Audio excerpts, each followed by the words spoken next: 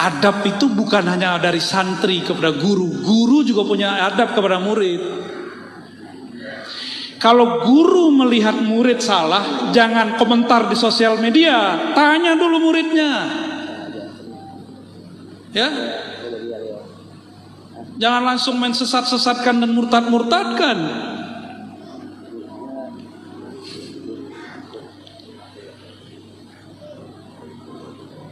Kejadian Pak sekarang. Ya, antum menjadi guru, murid nyimpang, tegur langsung. Datengin dia, panggil dia kalau perlu. Anjing sini lo, gitu. Ya. Jangan nyalak dulu. Bismillahirrahmanirrahim. Assalamualaikum warahmatullahi wabarakatuh. Kepada Buya yang kami hormati, saya ingin bertanya tentang ijazah dan mursyid.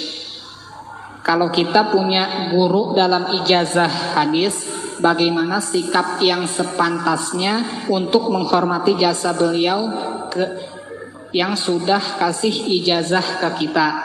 Selanjutnya tentang mursyid. Bagaimana sikap kita sebagai murid jika mursyid kita melakukan penyimpangan dalam syariat? Apakah mursyid tersebut masih pantas diikuti? Sekian Buya, assalamualaikum warahmatullahi wabarakatuh. Saya mulai dari yang kedua. Mursyid melanggar syariat, yang nilai siapa? Murid. Berarti muridnya lebih pintar dari mursyidnya dong. Itu pertanyaan ente nekat, itu ente nanya. Mursyid hakiki ya, mursyid yang wali mungkin gak melanggar syariat. Nabi Khidir waktu bunuh anak kecil itu melanggar syariat. Jelas loh syariat Nabi Musa. Gimana? Zahirnya nih melanggar syariat. Syariat ikut hakikat atau hakikat ikut syariat? Ini ujian nih. Ayo, lolos kan nih antum nih malam ini nih. Syariat ikut hakikat atau hakikat ikut syariat? Beneran? Ayo. Ketika Nabi Khidir bunuh anak kecil, ingkar siapa? Nabi Musa. Yang punya syariat kalau bunuh dibunuh, kisos namanya. Setelah selesai kisahnya, apa kata Nabi Khidir? Tahukah kamu wahai Musa, secara hakikat kalau dibahasakan sekarang, takdirnya anak ini akan menyesatkan ayahandanya, akan menjadi penyebab orang tuanya masuk neraka. Maka saya diperintahkan, tapi nggak disebut siapa yang merintahin, untuk ngambil nyawa anak ini. Gimana? Syariat gimana jadinya? Maka tidak ada pertentangan syariat dan hakikat, nggak ada. Yang ada syariat mengikuti hukum hakikat, itu kaidahnya. Asy-syari'atu tabi'atun li hukmil haqa'iqi. Tuh kaidahnya. Syariat itu tunduk kepada hukum hakikat, bukan bertentangan. Nggak ada pertentangan. Bertentangan bagi orang jahil. Itu kalau gurunya wali. Bedakan melanggar syariat dengan berdosa. Kalau mursyid bisa berdosa nggak? Di depan antum ini dapat ijazah mursyid loh. Dan saya pendosa. Saya pendosa. Mata saya berdosa, telinga saya berdosa. Saya dapat ijazah kemursidan lebih dari 7 tarekat. Dan orangnya separuh sudah wafat, separuh masih hidup. Alhamdulillah Rabbil Alamin. Ini bukan pamer, tapi tahadus binima, karena antum nanya. Karena itu pertanyaannya mancing. Saya punya sanad gak itu? Ente mau nanya kan? Cuma gak enak nanya kan? Buya punya ijazah dari mana gitu ya. Tadi saya sudah jawab di kajian Masjid Al-Hidayah, Poris. Silakan diputar ulang. Putar ulang ya. Dan saya nggak ngerasa apa-apa tuh jadi mursyid. Dan saya udah taruh ijazahnya. Makanya sekarang saya katakan thariqat saya ngaji. Tidak terima baiat.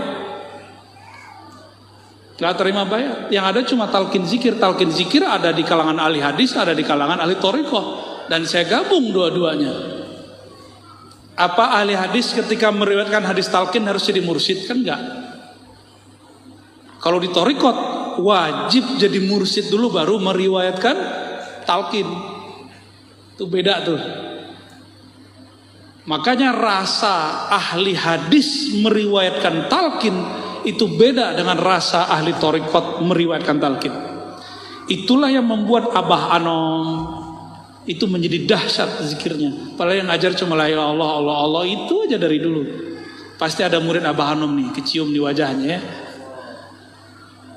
Kalau di Magelang saya ketemu Mbah Yai Halwani, ya, saya ketemu 2 kali di sana dan terakhir kita sowan ke tempat beliau. Tawadu sekali. Cuma kalau nanti kita dibentur-benturin itu urusan netizen ya.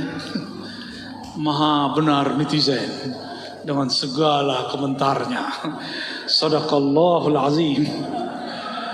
Bagaimana adab kita kepada guru yang mengijazahkan kita?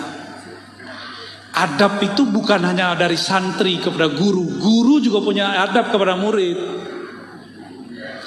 Kalau guru melihat murid salah, jangan komentar di sosial media, tanya dulu muridnya. Ya. Jangan langsung main sesat-sesatkan dan murtad-murtadkan.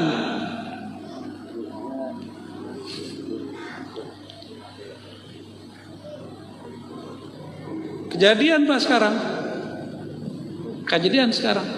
Ahli hadis itu yang saya tahu kalau dapat kabar tanya langsung ke orangnya. Itu Imam Syu'bah. Imam Syu'bah dapat 1 hadis. Orang yang berwudu terus baca doa masuk surga dari 8 bab. Bebas. Maka dikejarlah hadis ini dari siapa aja. Hasilnya orangnya masih hidup 2-3 orang rawi. Terakhir dia bilang ini hadis dhaif. 3 bulan cari hadis langsung kepada rawinya. Dia kemudian mengatakan ini hadis dhaif, gak benar beritanya. Syu'bah 3 bulan memastikan riwayat itu gak benar.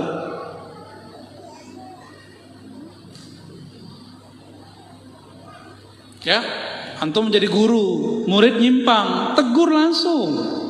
Datengin dia, panggil dia kalau perlu. Anjing sini lo, gitu. Ya, jangan nyalak dulu. Ini kejadian nih, nanti akan tambah banyak. Jadi yang beradab itu bukan hanya santri kepada guru. Guru juga harus beradab dengan keguruannya.